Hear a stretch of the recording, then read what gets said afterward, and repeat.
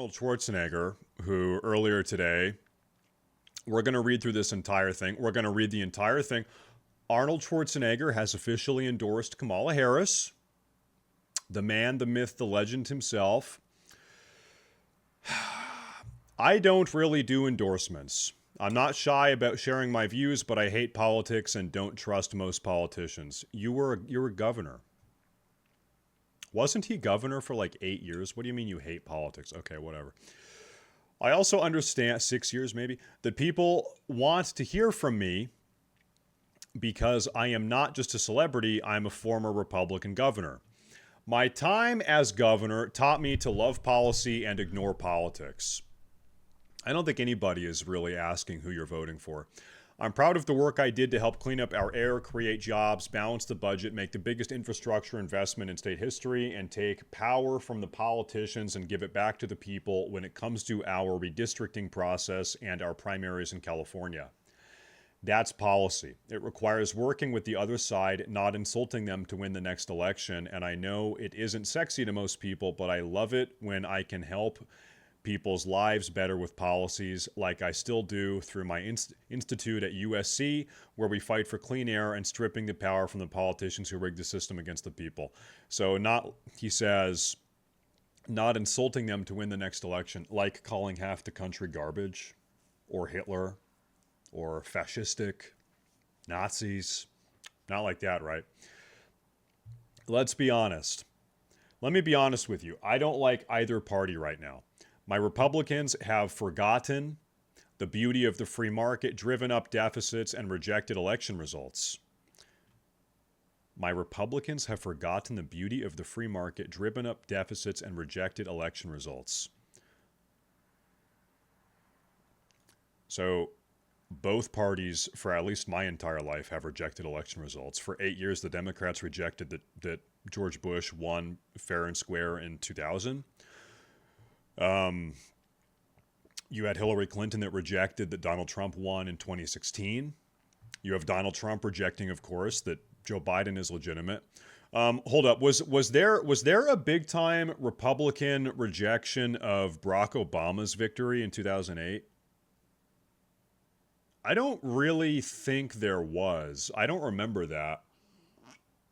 I don't really think so. But anyway, driven up the deficits. Both parties drive up the deficit. Let's be honest. Everybody does that. Democrats aren't any better at dealing with deficits, and I worry about their local policies hurting our cities with increased crime. Okay, fair. Okay, true. Yeah, that's happening.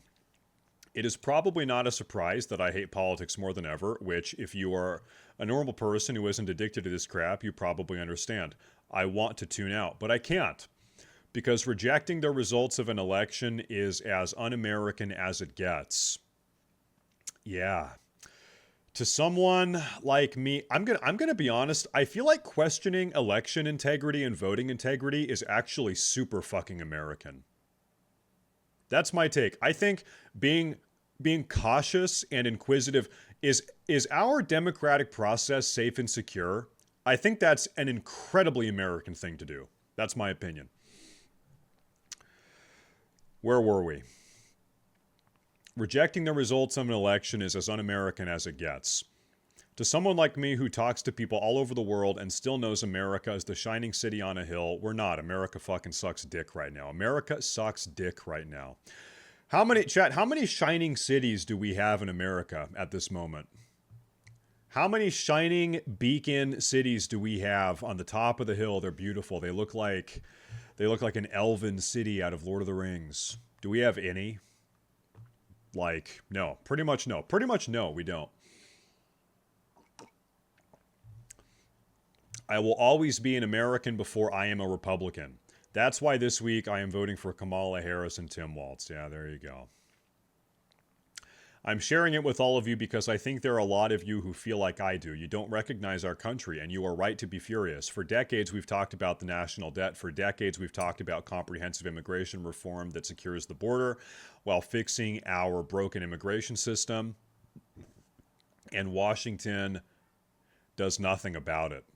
The problems just keep rolling, and we all keep getting angrier because the only people that benefit from problems aren't you, the people. Can I show you guys Okay, like this is maybe a good visual to have for people that are kind of upset with the status quo. Here. New. Okay. Let me draw for you a little image here. So we had, okay, this right here. Oops, I want to be blue. This is 8 years of, I need to make this smaller probably. Okay, this is 8 years of Obama, 4 years, 4 years. Then we had 4 years of Trump. And now we're going to have, then we had 4 years of Biden. You can understand, if Kamala Harris wins the election, okay, there'll be 4 years of Kamala Harris. This is, let's put some numbers on this to make this visual really, really easy to understand. Okay, this is Obama, 4, 4. This is Trump, 4. This is Biden, 4. And this is Kamala, 4. What does this mean? This is 8, 12, 16, 20. I want you to understand something. If Kamala Harris wins this election, it means in a 20-year period, Republicans will only have been in charge for 4. Does that sound like a good formula? Is this like a good, is this a good thing? And then everybody's like, yeah, and the country sucks, and we're unhappy, the economy, and everything is crumbling. So we're just going to keep on doing more of the same, and then also blame Trump for everything. Like, as we continue to do the exact same thing for 20 years, for 16 out of 20 years, and everything is falling apart and everything is deteriorating, we're going to say that we need to keep on doing the same thing, but also blame Trump, who was there for 4 out of 20 rather than 16 out of 20. We're going to blame him for everything that has gone wrong. It's like, this is fucking madness. This is madness. Oh, and by the way, 1/3 of his presidency was during COVID. Yeah, which really kneecaps. Yeah, you're totally right about that. Yeah. And you know what? Hey, this is like total doomsday black pill. You guys know it's actually very, very, very uncommon for an incumbent president to lose. That doesn't really happen ever. I think in the last 100 years, incumbent presidents have only lost like 3 times. One of them is Trump, by the way. So if Kamala Harris gets in, good chance, by the way. It's actually 4 more years. It's actually 8 years of Kamala. It's not even 4 years of Kamala. It's 8 years of Kamala because incumbents have a huge edge. Okay, they tend to win.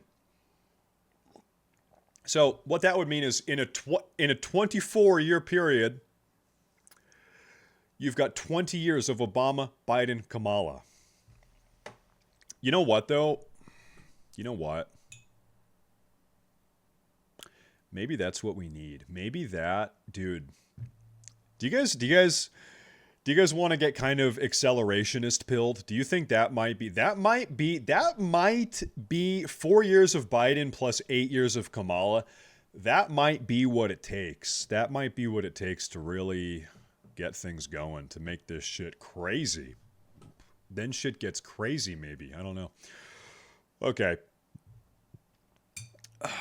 But a candidate who won't respect your vote unless it's for him, a candidate who will send his followers to storm the Capitol while he watches with a Diet Coke, a candidate who has shown no ability to work to pass any policy besides a tax cut that helped his... Okay, this is just fucking retarded. This is just moronic retardation. How much were you paid for this? Oh, dude, this has 332,000 votes. Likes. Trumpers, I think it's over. I think it's over. Listen, hey, this is getting a lot of support, guys. I think we're fucked. It's over. I think Kamala's going to win this. It's so fucking over. Love you, Arnold. But I can't go with you on this one. Wish you the best, though. Thank you for showing that we can disagree and still get along. Is this just like some random guy? Yep. What did he post? Kamala Harris campaign is going like...